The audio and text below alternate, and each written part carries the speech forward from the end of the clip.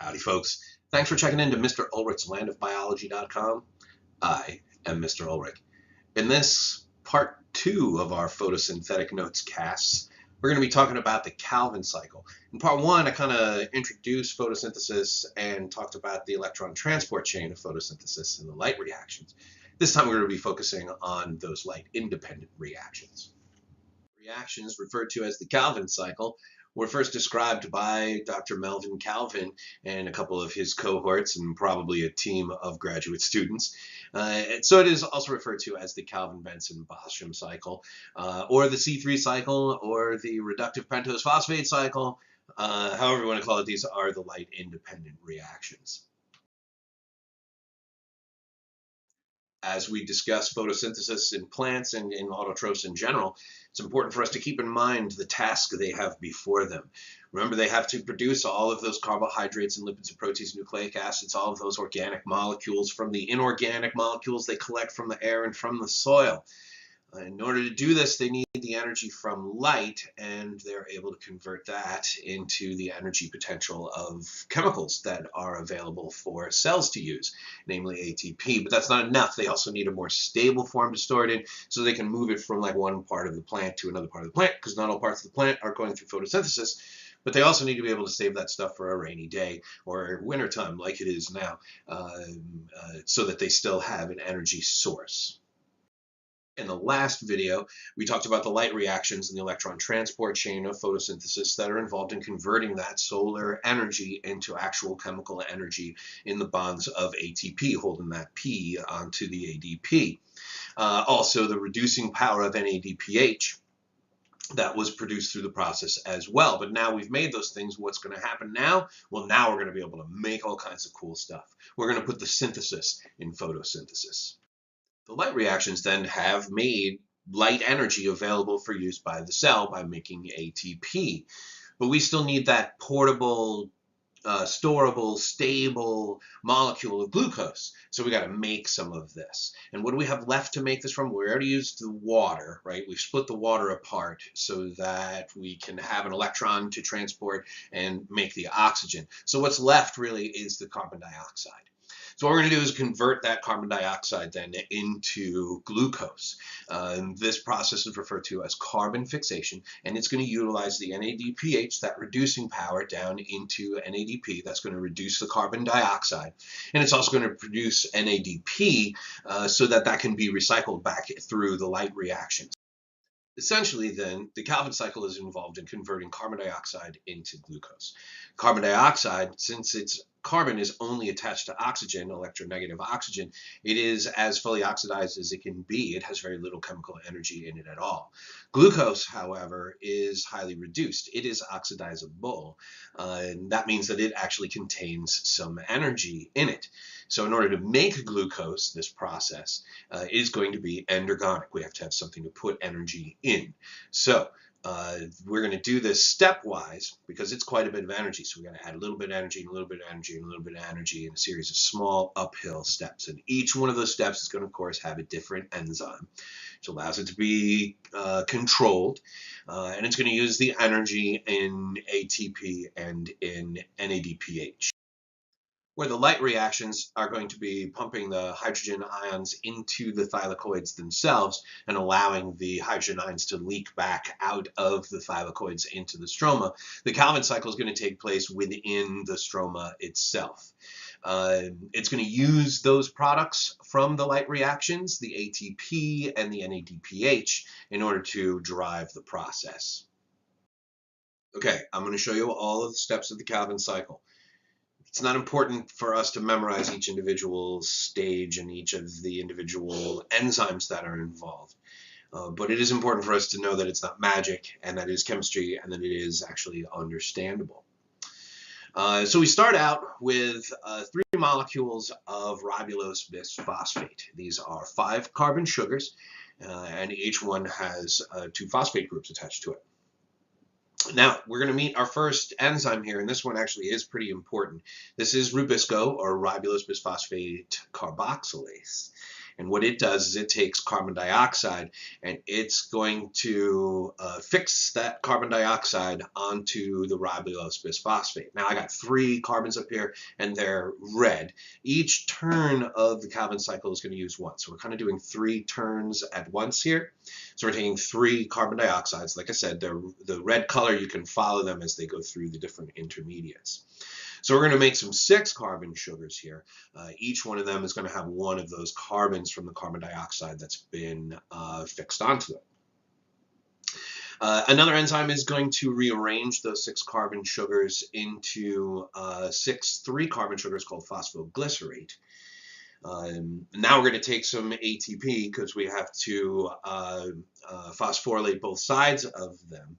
They are converted and reduced down using the hydrogens from NADPH, are stripped off and essentially breaking some of those carbon-carbon bonds and adding hydrogens onto them. So in doing so, we are reducing those molecules. So I still have 3 of them and they're 3 carbons.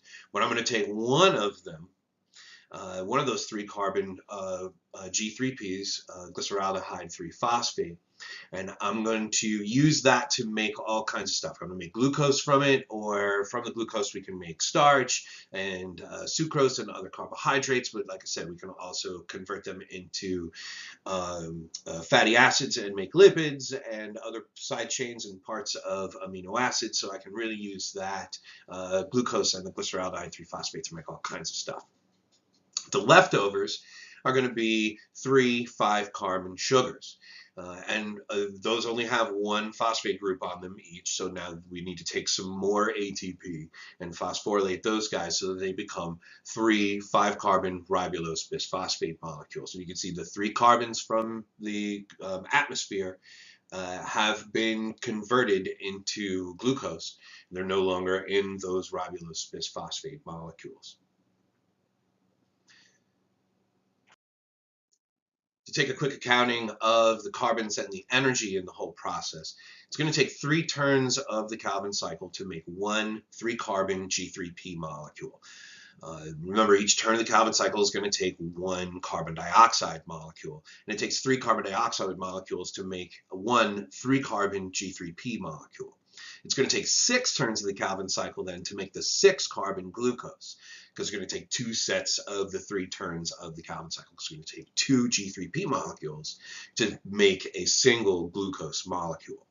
So therefore, it's going to take 6 carbon dioxide molecules to make 1 6-carbon glucose molecule. But it's going to take the energy of 18 ATPs and 12 NADPHs in order to reduce and phosphorylate that bad boy and make it into the glucose that we need. Any of the ATP that's left over from the light reactions is going to be used for all of the other cellular reactions that require energy. It's certainly not going to go to waste. Hopefully G3P, glyceraldehyde 3-phosphate, has been sounding awfully familiar. We talked about this at length. We talked about glycolysis, because glycolysis takes glucose and essentially breaks it down into 2 G3P molecules. Well, photosynthesis is kind of approaching G3P as well. G3P is then not just an important intermediate in glycolysis, it's also the end product of the Calvin cycle. It's got some energy in there. And this is why we call this type of photosynthesis C3 photosynthesis. We'll talk about C4 photosynthesis in another video.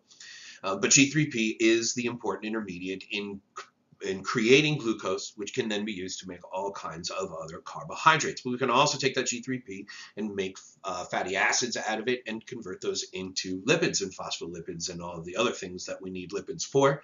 We can also make amino acids and nucleic acids for that matter. So really from G3P, cells can create almost all of the organic molecules that they need for life.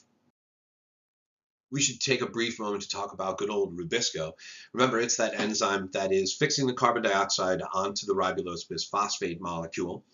It is arguably the most important enzyme in the world because it is really making life possible right out of the air. At any rate, it is almost certainly the most abundant enzyme that you'll find. A quick summary here of photosynthesis then. The light reactions are producing the ATP and the NADPH. They're using the water molecule and creating the oxygen molecule. So the oxygen in the oxygen molecule actually comes from the water itself. The Calvin cycle is what's using up the carbon dioxide. It's producing the G3P, which is then going to be converted into glucose. In doing so, it is regenerating the ADP that's going to be phosphorylated through the light reactions. And it's also regenerating the NADP that's going to be oxidized through the light reactions into NADPH. The light reactions take the energy from sunlight, use that to break apart the water molecule to create ATP and NADPH, and it's going to release that oxygen as a waste product. The Calvin cycle then takes the ATP and the NADPH from the light reactions and the carbon dioxide from the atmosphere and uses those in sugar building reactions to build sugars. They're also going to recycle that ATP and NADPH back into ADP and NADP that can be used in the light reactions. So to put both of those reactions together, we're going to take sunlight and water, use the light reactions to create ATP and NADPH. In doing so, we're going to make some oxygen molecules as a waste product. We'll take some carbon dioxide from the atmosphere and the NADPH and the ATP to make some sugar molecules. In doing so, we'll recycle those ADP and NADPs back into the light reaction so they can be used again. So overall, we get carbon dioxide and water and light energy, yielding glucose and oxygen. Plants need to be able to make both the available energy in the form of ATP and NADPH, but they also need to have the portable, storable form of energy as glucose and cellulose and all the other things that glucose can be made into. Now we can just start to describe photosynthesis and its role in the energy cycle. Those plants and other autotrophs creating the glucose and oxygen that is then utilized through cellular respiration in plants as well as animals, all organisms, to make ATP. As well as making carbon dioxide and water, which then gets recycled back through photosynthesis, back through the process, and it's back and forth and back and forth and back and forth. I would think a good measure for how well someone understands photosynthesis as a process would be how well they can answer some of these essential questions. Like, where does the carbon dioxide come from? And where does the carbon dioxide go? Not just as carbon dioxide, but as the individual atoms that make up the carbon dioxide. Where do they go? And what about those atoms that make up the water? Where are they going to come from and where are they going to go? And the energy, what's the energy source? And where exactly does that energy actually get inserted into the molecules themselves? What's the destiny of glucose? What are we going to be using that stuff for? And the oxygen, where did the atoms that actually make up the oxygen, where did they come from? And where's that oxygen going to end up? And what else is involved that's not listed in this equation? Because this is really, really general and it's skipping a lot of pretty important steps. Looking at this a little more globally, photosynthesis is certainly essential for the continuation of life. Photosynthesis captures all of those tonnage of carbon dioxide and converts that into tonnage of carbohydrate, which heterotrophs and autotrophs too convert into usable energy and use for fuel molecules. Certainly important. Looking at this a little more philosophically, that means that every single solid part of a plant is actually made from thin air. It's actually organized air. And that also means that since us heterotrophs really rely on plants and autotrophs, or at least things that eat autotrophs, for all of our energy needs and all of our material that we build ourselves out of, we are also made from thin air. So everything is made from air, and it's kind of like air that's been organized using the energy of light to kind of fight that second law of thermodynamics that chaos reigns supreme. Well, I think that's probably enough for one Nodescast on the Calvin cycle. Thanks again for checking into Mr. Ulrich's landofbiology.com. I am Mr. Ulrich. If you have any questions, feel free to drop me an email or leave messages in the comments below. Or other than that, I'll see you in class.